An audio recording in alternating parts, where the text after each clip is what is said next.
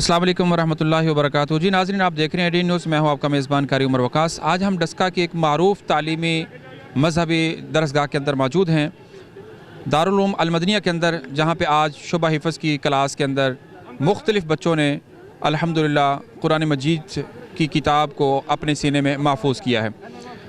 यकीनन के बहुत सारे दर्जात हैं, इंशाल्लाह इस पे बात करेंगे, लेकिन इस वक्त मेरे साथ कुछ मजहबी, कुछ सियासी और कुछ सोशल वर्कर जो है वो शख्सियात मौजूद हैं।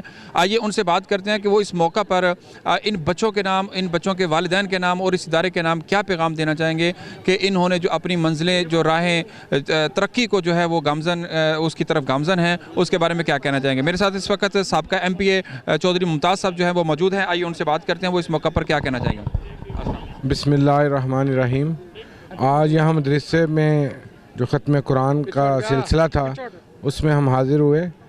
पहली दफ़ा मैंने ऐसा फंक्शन अटेंड किया। माशाअल्लाह छोटे छोटे बच्चों को कुरान पाक का हाफिज़ देखा आज ख़त्म कुरान में।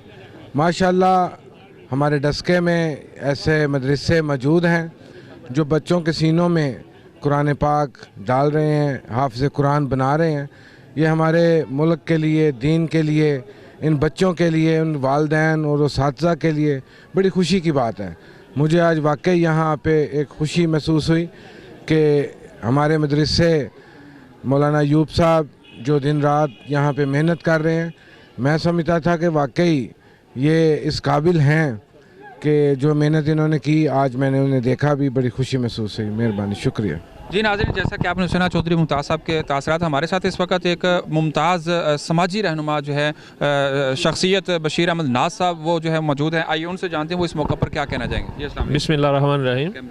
आज इंतहाई ये खुशी के लम्हात हैं कि हमारे एक भाई के बेटे हमाद नामी लड़के ने अल्लाह का कलाम पाक हिफ्ज़ किया है। तो ये इस घर के लिए बरकतें हैं, इस मुल्क के लिए बरकतें हैं और हमारे फ्यूचर के लिए बरकतें हैं। और मेरी ये दुआ है कि ये इस बेटे के लिए कि ये दिन दुगनी रात चौगुनी तरक्की करे और दीन की खिदमत करे। Thank you very much.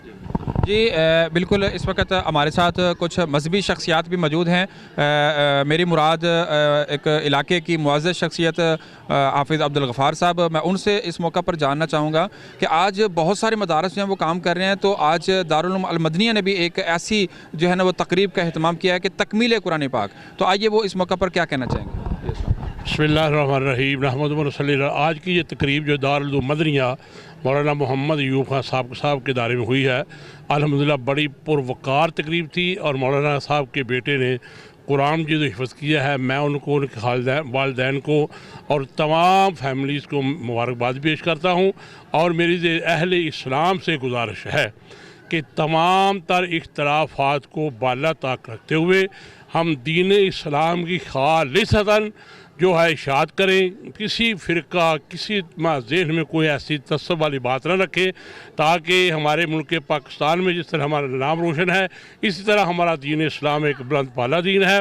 इसके लिए हमें भरपूर मिलकर कोशिश और काविश करनी चाहिए। अल्लाह सबका हामी नासर हो। जी नाज़रीन, जैसा कि आपने सुना, उन्होंने बहुत बड़ा मैसेज दिया, बहुत बड़ा पैगाम दिया कि उम्मत मुस्लिमा को एक प्लेटफार्म पे जमा होना चाहिए, एक छतरी के नीचे जमा होना चाहिए और वो छतरी सिर्फ़ और सिर्फ कुरान और हदीस है।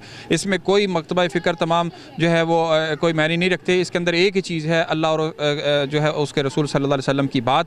तो आज उसी बात को आगे लेकर मासूम बच्चों ने इसको अपने सीने में महफूज किया है। वो दुआ गो हैं, हम भी दुआ गो हैं कि अल्लाह ताला इन बच्चों को पाकिस्तान के लिए, पाकिस्तान के इदारों के लिए, पाकिस्तान के अवाम के लिए, पाकिस्तान के मुस्तकबिल के लिए, दुनिया और आखिरत के अंदर तमाम कामयाबियाँ इनका मुक़द्दर और नसीब ठहराए। इंशाअल्लाह नए प्रोग्राम के साथ, नए अंदाज से दोबारा मुलाकात होगी। कैमरामैन उस्मान अली के साथ दीजिए इजाज़त। अल्लाह हाफ़िज़।